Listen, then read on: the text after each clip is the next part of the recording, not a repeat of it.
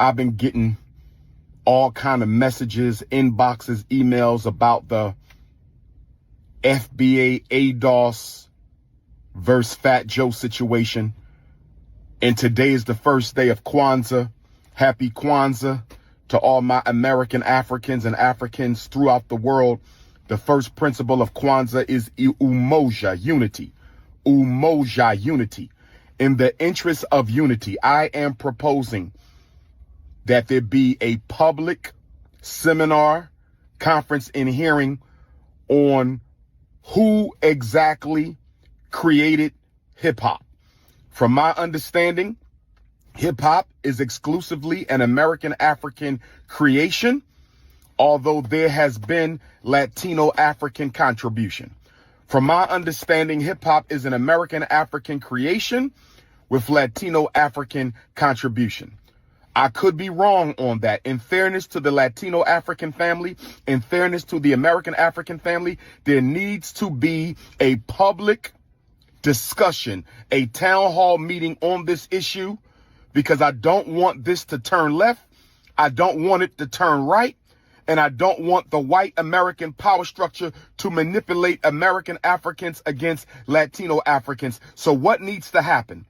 All the mothers and fathers of hip hop, everyone who believes that they are a mother or father of hip hop, everyone who claims to have been there at the foundation of hip hop need to be on a panel.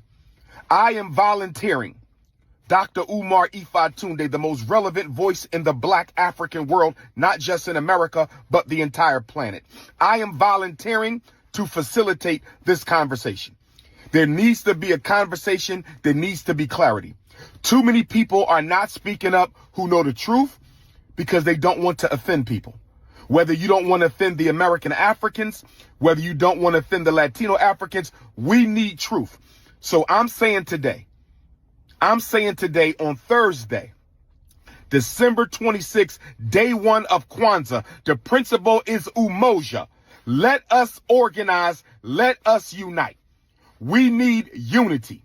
Now, I do want to say this. Being the creator of something isn't the same as being a contributor. Dr. Umar Tunde is a serious contributor to the history and legacy of Pan-Africanism. I did not create Pan-Africanism. I am a serious contributor to the legacy of Black psychology, but I am not one of the founders of Black psychology. I am a serious contributor to the history and culture of Black oration and oratory and public speaking, but I am not one of the founding mothers or fathers of Black oratory and public speaking. So you can create something or you can be a contributor. The right, excellent, honorable Marcus Messiah Garvey is the greatest Pan-Africanist who ever lived. But he did not create Pan-Africanism. It predated the birth of even his parents. So again, we need to clarify. Were the Latinos there at the founding of hip-hop, or were they simply contributors to hip-hop? Because I'll be honest with you, Fat Joe, Nuri, a lot of Latino Africans, they got some break your back beats. I ain't gonna hold you. They definitely got some of the best beats of all time. I ain't gonna even hold you. Them Latinos with the beats, they got them beats. Okay, so they've made their contribution. That's undisputable, the Latino African contribution to hip hop. The question is, were any of the founding fathers of the art form Latino? That is the question. Let's have a town hall meeting, seminar, conference in New York City. Dr. Umar will facilitate, because I ain't got no eggs or any bones on either side of the argument. I want truth. I'm an African. My culture is African. So my thing is, let's get to the bottom of this. I will facilitate the conversation, a respectful conversation with the American African and the Latino African community. Let's make this pop. Last thing I want to say to my Latino African family, I must say this. If you identify as African, because Latino is not a race. Latino is an ethnicity and a culture. It is not a race. If you identify with the African race, you're automatically within the founding of hip hop, because you do not disassociate yourself from the African race. The big reason why this is even an argument, respectfully, to my Latino African family, is many of you do not accept your membership in the African race. You have an issue being considered a member of an African race. If you did not have that issue with identifying with your race, this would not even be a debate, because you would be African and there would be no were the Latinos there, because the Latinos are a branch of the African family. So if you identified as African, this is a non-argument. This is a non-discussion. Only because you want to section yourself out from the African race does this become an issue. But with that being said, I respect my Latino African family. Whether you identify as African or not, I respect my American African family, obviously. Okay, let's have the town hall. Let's do this Black History Month. Black History Month, town hall. Get LL, get KRS-One, get the Cold Crush brothers, get everybody who needs to be around that table. The Latino brothers who was there with the b-boying and the breakdancing, the spray paint. Get all of the players at the table. And let's solve this question once and for all. Were the Latino Africans present at the founding of the hip hop movement? This is your big brother King Kong. Let me know what you think. 215-989-9858. 215-989-9858. Do not call me. Text me. Black Power. But this 50 years of hip hop that we celebrate today, the 50 years, you know, we have to take a long, hard look at hip hop culture. And we also have to look at the negativity that has been portrayed in hip hop. You know, the gangster rap takeover of hip hop that began in the late 80s, early 90s, the gangster rap takeover has to be evaluated. Or are we saying that hip hop will forever be dominated by gangster rap? That's the question. Will hip hop forever be dominated by gangster rap? Good morning, bro. How's everything?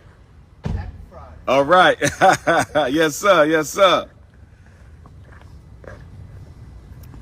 So yes, with the hip hop, we have to look at the gangster rap, because as far as I'm concerned, if we are not going to sanitize gangster rap out of hip hop, then it might be time to throw hip hop out.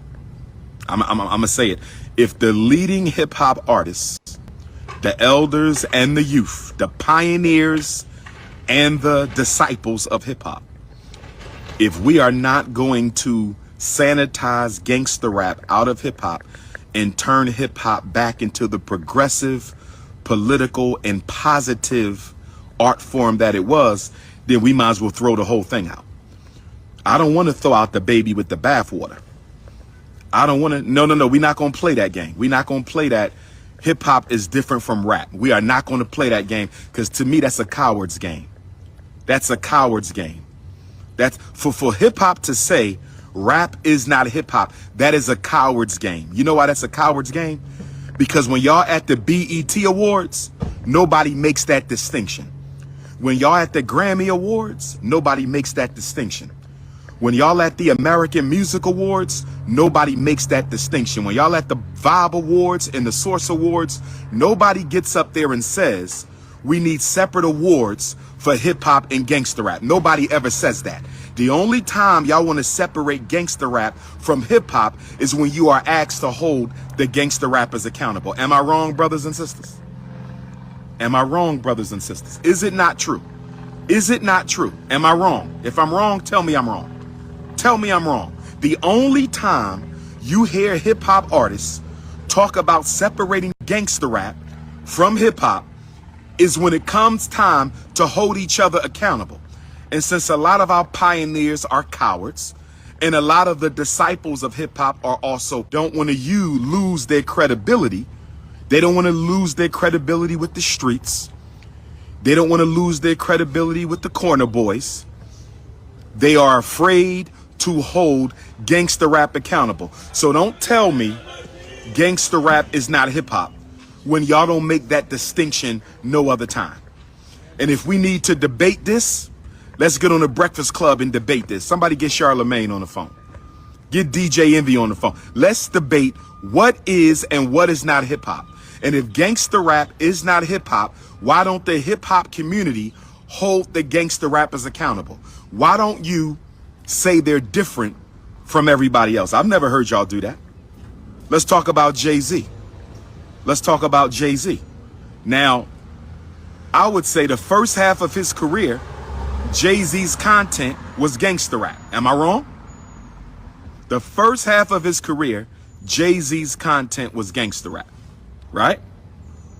Would you separate Jay-Z from hip hop? Would you separate Sean Carter from hip hop? For the first half of his career, most of Jay-Z's content was negative and self-destructive. Would you separate Sean Carter from hip hop? No, you would not. No, you would not. You would not separate Sean Carter from hip hop. Would you separate Wu-Tang from hip hop? Would you separate Wu-Tang from hip hop? Even though I think Wu-Tang had a lot more conscious content than a lot of the other artists. Of course y'all wouldn't separate it from hip hop. So if you're not going to separate Wu-Tang from hip hop, you're not going to separate Jay-Z from hip hop, who's another? Would you separate Kool G Rap from hip hop? No, you would not. You would not separate Kool G Rap from hip hop. Exactly. Exactly, because some of the greatest lyricists were gangster rappers. So since you're not going to separate gangster rap from hip hop, that means gangster rap is a part of hip hop.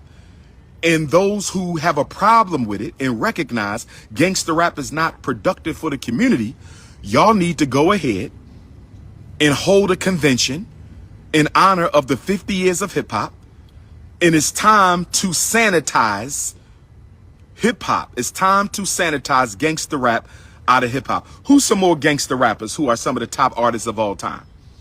Who are some more gangster rappers who are the top artists of all time?